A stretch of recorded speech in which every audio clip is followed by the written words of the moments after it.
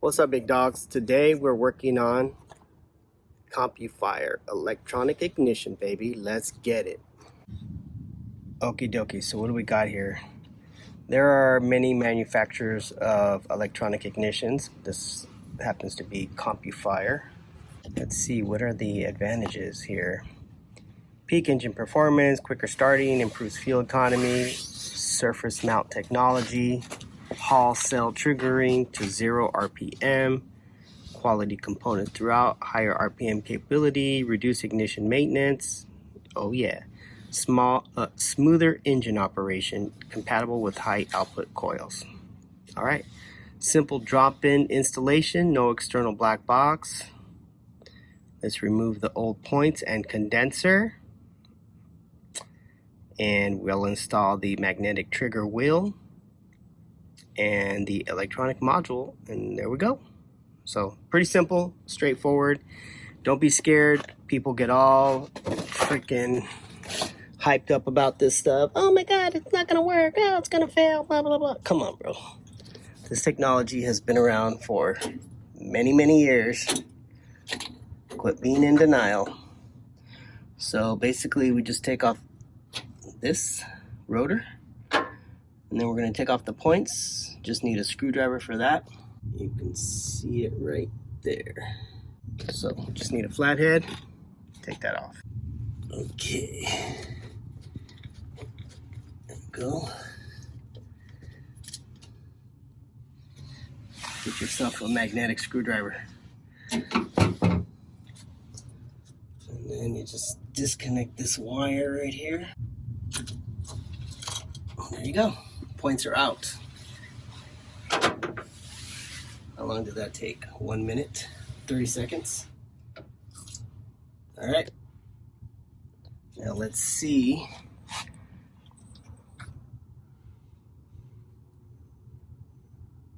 Okay, so what comes in the box? Pretty much this. And this. And that's it. Some instructions. Throw those away. Just kidding. So yeah, let's put this puppy on. Gotta get this screw off right there. All right, so we got the screw off. That is gonna allow us to remove the condenser. So the wiring is connected here. So I still need to disconnect the wiring.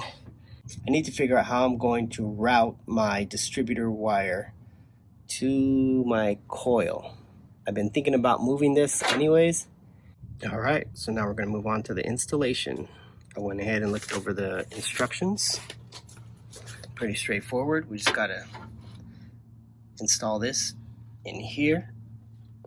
Use the same screw hole where your points were mounted at. You can see that right there. That's gonna go in there. Then you're gonna route this red and black wire through here, and then you're gonna use this. Now, if you look closely, you'll notice this side is shorter than this side. So make sure the shorter side is facing up, so it doesn't interfere with the distributor cap when you're installing the cap.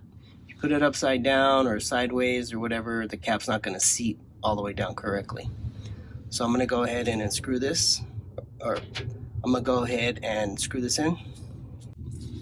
So they do supply you with an Allen screw, so make sure you use that. It's designed to fit in this little hole. All right, now it doesn't really matter, but you wanna make sure there's proper clearance. So make sure it's pushed all the way out so it doesn't interfere with the lobes. The lobes are irrelevant. Tighten it down. Make sure it's nice and snug.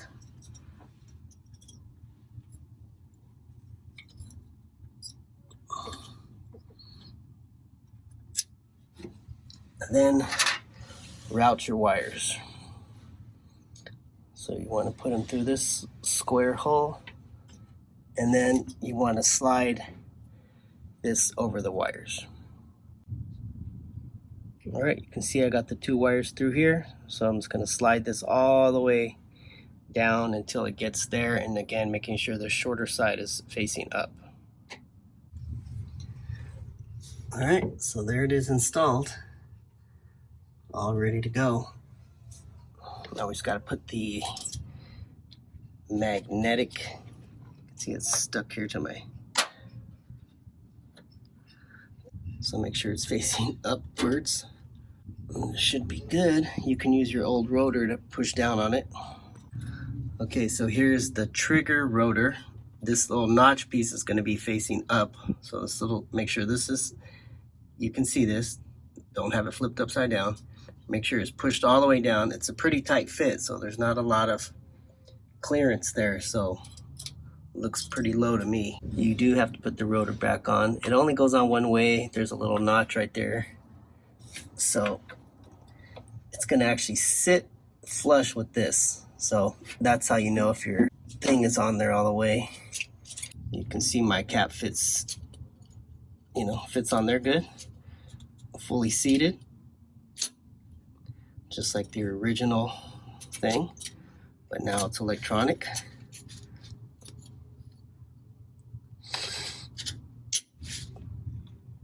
Now the last piece is connecting these wires.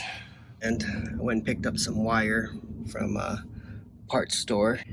Here's the black lead that comes from the distributor. So I went ahead and I cut this. I got this wire right here. So I ran that. It's gonna go all the way around the back, along the wall, and then it's gonna come out over here, and then it's gonna connect to the negative lead on the coil. So I got some really cool brass crimps that I'm gonna use right here to connect these two wires. Because if you've ever used the cheap kind, you know those things just pull apart. And so I'm gonna connect these two wires, and then I'm gonna connect the red one.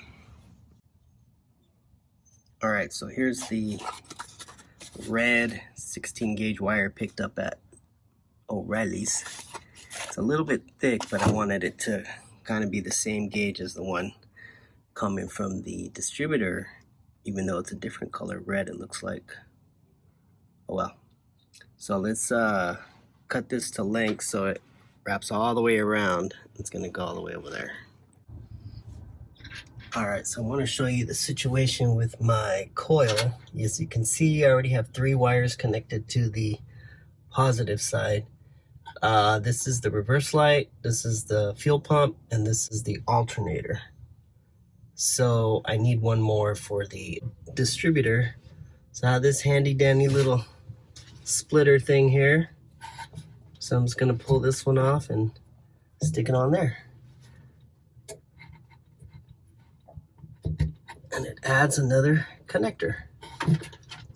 Boom. There you go, problem solved.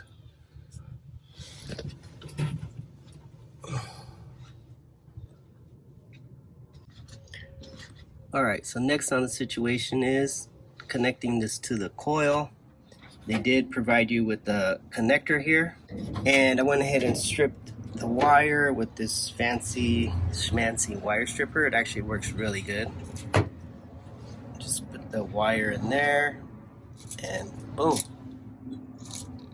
The jaws of death.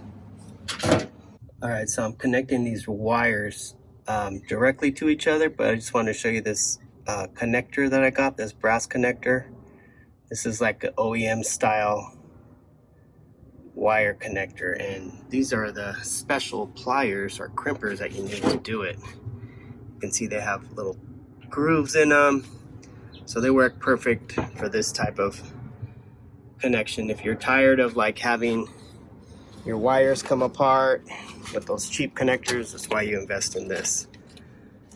So basically I'm only using I don't know what these other ones are for, but I just use these ones right here.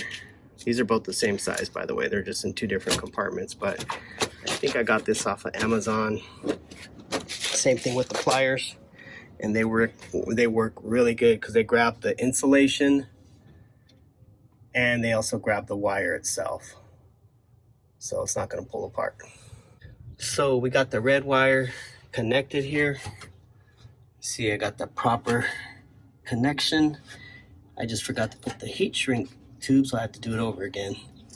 That's going to cover up my connection. And this is a really strong connection. You can't pull this apart. It's very strong. This is not going to disconnect like these kind of connectors. These ones suck. They never work and they always come apart. So get yourself some brass connectors and the proper crimping tools and it should work great. Now I just got to heat that up, shrink it, and then we've got to do the black wire. All right, there she is. Got the new Compu-Fire electronic ignition installed. Got the wiring, there you can see it back there. It's 2 wires, red and black. Snakes around all the way around the back of the fan shroud. Comes out over here and then connects to your coil. I happen to have some extra wiring loom. This stuff right here, braided wire loom. It works really good actually. So I wrapped it on this, and then I used another piece for back here. So it might provide a little heat protection as well. So yeah, I need to buy some more brass connectors, the kind that go on these, so I can redo this one. And yeah, that's pretty much it. So let me give it a test start and see what happens. All right, let's see how it works. Double checking my wires, making sure the red is connected to the positive and the black is connected to the negative. It's back here. Let's test it out. See what happens.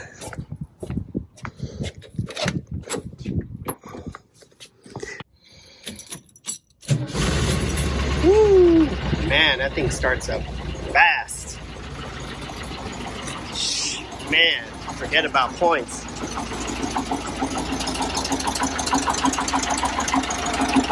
Woo! I can use the tachometer to adjust the timing. Right here, my crank.